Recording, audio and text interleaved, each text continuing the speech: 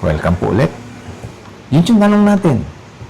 Nag-aaway ba kayo ni Mr.? Nag-aaway ba kayo ni Mrs.? Oo ba? Madalas ba? Bihira lang ba? O hindi? Di ba? Alin doon? Di ba? Ano mama? Tingin mo? Yeah. Hindi naman may iwasan sa mag-asawa yan. Opo. Hindi maiwasan yan. Natural Tsaka, na yan. masama ba pag nag-aaway yung mag-asawa? Tingin ko hindi. Siyempre sa akin, ma. Tingin ko masama. Masama pag nag-aaway. Kaya lang, normal po yun yung nag-aaway. Di ba? Diba? Yun nga yung ibig sabihin. Parang lahat po ng mga, di ba?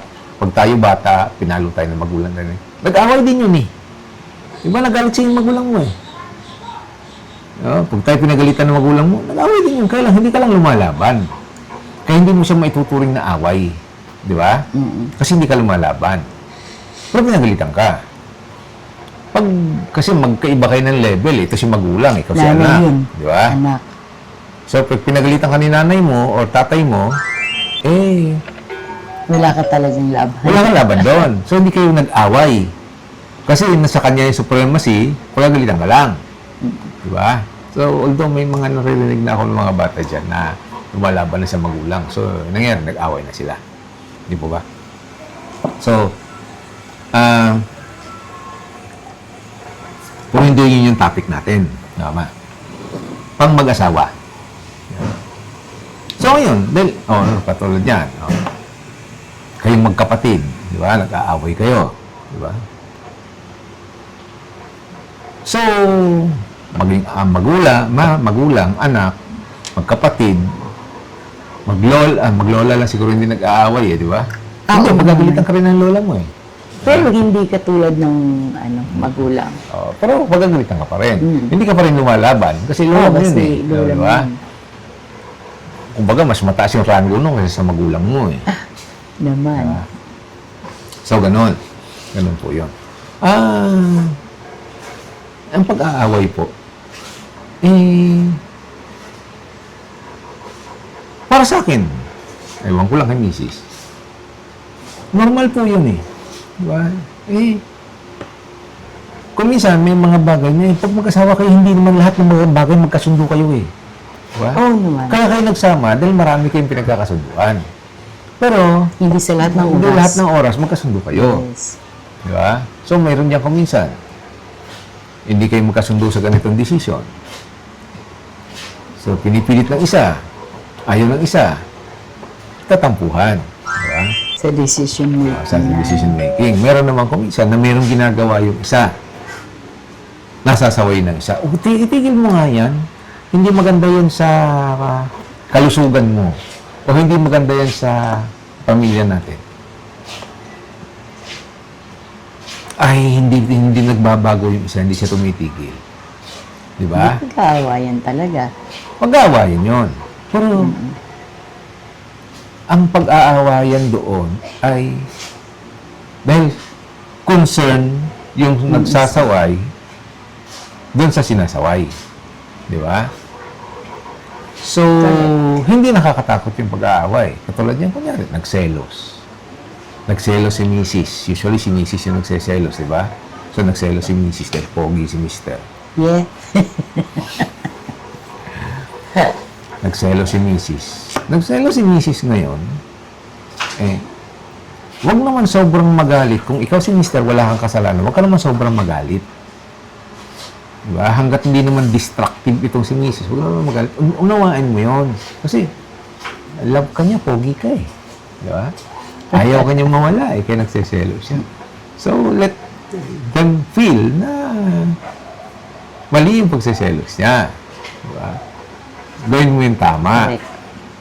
Ganun lang yun. Ganun din naman vice versa. Kung si mister naman nagseselos, ipaliwanag mo sa kanya.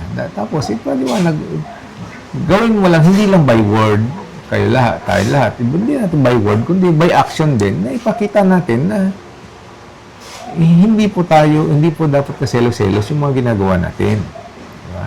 Dahil yung pagseselos, itanda lang yun ang pagmamahal. Pagmamahal. Kung minsan, medyo sobra lang, possessive. O, iba naman yun. Meron naman ako minsan naman na sobra akong magmahal, possessive. Kanya lang yung iniisip niya. Pero, wala siyang pakialam dun sa ano. Basta lumayo ka dyan. Diba? Iwanan mo yung kaibigan na yan. Hindi ko gusto yan. Diba? Parang, ikaw, kung feel mo na hindi naman dapat pagsilosan yung ano na yun, at safe naman yung relationship nyo doon, ipapaliwanag mo sa kanya. Naman. Let them feel na safe yung relationship nyo doon sa kung sino man na gusto niyang layuan nyo. Ngayon, kung pwede naman layuan, hindi naman kailangan nandun sa ano mo, sa circle niya, hindi layuan nyo. Ngayon, kung may pangangailangan, siyempre, hindi naman tayo, no man is an island nga, di ba? Hindi naman lahat ng tao, hindi naman tayo nabubuhay ng tayo lang, di ba? Kailangan natin, siyempre, nakadepende din tayo. Kunyari, ka-negosyo natin, kahanap buhay natin, or kailangan natin pakisamahan for something na, siyempre, may mga pangangailangan tayo or may pangangailangan sila na nakakadepende sa atin. Hindi natin pwede bitawan yung basta-basta. Hindi natin pwede talikuran yung ibang tao ng basta-basta. So, siguro, kailangan natin unawain yung isa't isa doon. Di ba? Doon pa rin nauuwi yun. May dahilan. Di ba? May care doon sa pinag-aawayan kay nag-aaway. Yun nga, pag sinasaway ka, huwag kang gagawa ng ganito, tapos hindi ka sumusunod, mag-aaway kayo. Di ba? So, kailangan mong bigyan nyo. Kung minsan, sabihin ng ni Mr. o ni Mrs. na, kahit doon na, huwag ka masyado maniwala doon kay biyanan, di ba? Kung minsan, biyanan, kaaway ng asawa yan, di ba? Hindi naman lahat, pero parang gano'n yung kwento niyan, di ba? Lagi si biyanan yung kalaban ni asawa, May lalaki, si biyanan din yung kalaban ni babae, di ba? Hindi, mababait ang mga binan ko. Yun, pag may ganon, pwede niyo pag-usapan yun. Di ba? Kasi kayo naman yung nagsasama, hindi yung magulang. Di ba? Kung minsan yung magulang, mahal din lang nila yung anak nila. Kaya lang kung minsan nasosobra, nasulsul. Merong ganyan, meron ako narinig na ganyan. Pero sa amin ni Mrs. hindi pa naman nangyayari. Sa awa ng Diyos. Sa awa ng Diyos. So, ganun po. Kaya yung ibang mag-asawa nagbubukod talaga eh. So, kung ano man sabihin ni Bianan, siguro kailangan nyo lang unawain yun. Inawain nyo na lang na mahal niya lang yung anak niya. Di po ba? Naalala ko tuloy yung isa kong office mate nun kumakain kami sa isang restaurant, may Andy Chicken After ng Andy Chicken, pinaipon niya yung buto. Sabi ng waiter, Sir, anong gagawin sa buto? Marami ba kayong aso? Ay, hindi, sabi niya. Dadalaw yung binan ko bukas pagsosopas ko. Joke lang yan. Joke lang yan. Huwag niyo pagsosopas na gano'n yung binan niyo, ha? Pangit yun. Pangit yun. So, yun, ganyan. Hanggat hindi po pera yung pinag-uusap, pag nag-aawayan, mahirap po kasi pag pera na pinag-aawayan nyo. Nag-aaway kayo tungkol sa anak nyo, nag-aaway kayo tungkol sa ano. Ay pagmamahal yun, care yun. May dahilan yun kung bakit hindi kayo magkasundo. Pero alam natin na pareho nyo mahal yung isa't isa yung anak nyo. Ngayon, kunyari, pera na pinag-uusapan nyo, nag-aaway na kayo lagi tungkol sa pera. Yun yung medyo masakit ng konti. Kasi dapat yung pera hindi natin pinag-aaway. Madali hatiin yun Di ba? Kahit na piso na lang yun, tig 50 kayo. Di ba? Para magkasundo lang. Pero ba, hindi na kailangan yung piso, ibibigay mo sa kanya. Diba? Diba nga dyan? Ikaw na ang misis, huwag mo kukunin yung ATM ni Mister. Diba? Ikaw na ang Mister, bigyan mo siya ng sapat. Diba? Si misis naman, tirahan mo rin si Mister ng sapat. Kasi kung minsan, yung may mga personal expenses din yan, may mga personal errands din yan, may mga order yan sa Shopee na hindi... Para sa motor. Kinuha mo tapos wala siya pambayad. Tapos hindi mo siya bibigyan ng pambayad sa Shopee. Dumating yung delivery niya, hindi mo kinuha. Diba? Hindi kakahiya naman yun. Ganun lang yun. So, alamin niyo yung pangangailangan ng isa't isa. Huwag niyong pag-aawain yung pera. Ngayon po yung pag-aaway, di ba? Hanggat nag-aaway kayo, di ba mama, tama? Hanggat nag-aaway kayo, ibig sabihin nun, may pakialam kayo sa isa't isa. Sa isa't isa. Hanggat sinasaway niyo yung isa't isa, ibig sabihin, May pag pakialam. sinasaway ka ni mister, ibig sabihin, pakialam siya sa'yo. Pag sinasaway ka ni misis, ibig sabihin, concern siya sa'yo. Di po ba? Ngayon, pag dumating na sa point na hindi na kayo nag-aaway, At wala nang pakialaman. wala na kayong pakialaman, hindi ka na pinapakialaman, hindi ka na sinasaway ni mister o hindi ka na sinasaway ni misis, baka dumating na sa punto na wala na kayong pakialam sa isa't isa. Totoo yan. Bahala ka sa buhay mo. Gawin mo yung gusto mo. Gagawin ko rin yung akin. Yun na yung hindi maganda. Diba? So, okay lang po yung mag-away. Huwag lang Pero sakitan. sobra. Huwag lang sakitan. Huwag lang sobra. Huwag lang hawak na samurai, wala na suntukan. Magtalo, okay lang yan. Huwag naman masyadong magsigawan. Diba? Na meron naman Nakakaya ako sa kasi kapitbahay. Hindi lang. Huwag natin isipin yung reaction ng kapitbahay. Kaya lang, kumbaga, siyempre, kung nagsigawan kayo, naririnig ng ibang tao. May mga mag-asawa kasi minsan, kita mo, nagsisigawan. Lahat ng baho ng isa, nilabas ng isa para mapapakaya at parang feeling superior siya. Tapos ganun din yung isa. Lahat ng baho ng isa na alam niya, isisigaw niya rin. Tapos bukas makalawa, magkasundo sila ulit. Pero linabas ng baho nila sa isa't isa, di ba? Diba? Hindi, alam mo naman tayo, hindi naman sa ano, lahat naman ng tao mayroong tinatawag na skeletons in the closet. May mga tinatago yan. Diba? Kung minsan mga tinatago natin na mga tayo lang mag-asawa nakakaalam. Pag kinalat mo yun ng ganyan din, nag-away ka, tapos nagkasundo kayo, di wala na kayong ano, wala na yung skeleton mo, nangamoy na yung skeletons in the closet. Diba? Yun. Diyak maaari kung kaya nyo marisolbahan na kayo ng dalawa, Oo. gawin mo. Usap lang kayo. Kung Usap may lang. mga bata, may mga anak na, pasok kayo sa kwarto. Usap Pag-usapan lang. yan maigi.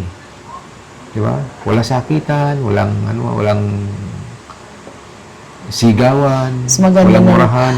Wala muna kayong imitan. And then pag Oo. naayos nyo ng dalawa at nakapag-usap na kayo, doon tsaka na, nyo ayusin, sa kayo, tsaka- ano, Tsaka nyo, di ba, ma-resolve. Hindi yung, may lumilipad na plato, tapos ang mamahaling plato yung tinapon. sayang. Sayang, nabasag. Diba? Mga planggana, batya, o ano man. Sayang, ang ganda. O lupipad yung kaldero, tapos may laman pang ulam. Kawawa naman yung Alright. ulam. Diba? Sayang. Sayang. So, ganun po. Paano na, pag hindi magkasundo, usap. Pag medyo mainit, meron pa kami sa mainit yung usapan, pwede naman na, Palamig mo ng isa. huwag muna kayo mag-usap. Di ba? Alang tibuan. Then Para later, bumaba mag-usap na lang yung- kayo pag medyo okay na, pababain mo na yung tension. Di ba? Huwag mong sigawan. Then sa kanya pag-usapan niya, ano ba, paano ba natin ayusin ito? Maayos naman yan. Kaysa naman, basta isipin natin lagi, de-escalate. Pag medyo tumataas yung tension, de-escalate, ibig sabihin, ibaba mo yung tension.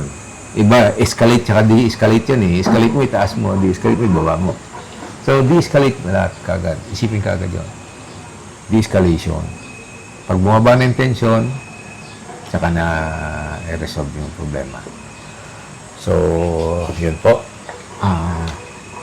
Muli po, kung gusto niyo po yung mga ganong usapan, pakiclick po naman po yung, at nandyan pa po kayo, pakiclick po yung like, yung thumbs up po dyan, tapos yung subscribe, tsaka yung bell doon sa tabi ng subscribe, notification bell, para ma-notify po kayo tuwing may i-upload po kami yung video. Lahat po ng video namin na tungkol sa pagpapamilya, sa practical na samahan, hindi po galing sa expert, kundi galing po sa personal experiences po namin. Ito po yung bahay namin. Ganyan lang po kapayak yung bahay namin. Mahirap lang po. Oo, mahirap lang. Pero okay, masaya. Masaya naman kami. Kahit na dalawa na lang kaming naiwan dahil yung mga anak namin ay kinuha na ng mga asawa nila. Kaya magjowa na lang kami ulit eh. Dati mag-asawa, tapos naging magulang. Ngayon magjowa na lang. Yun. Diyan na.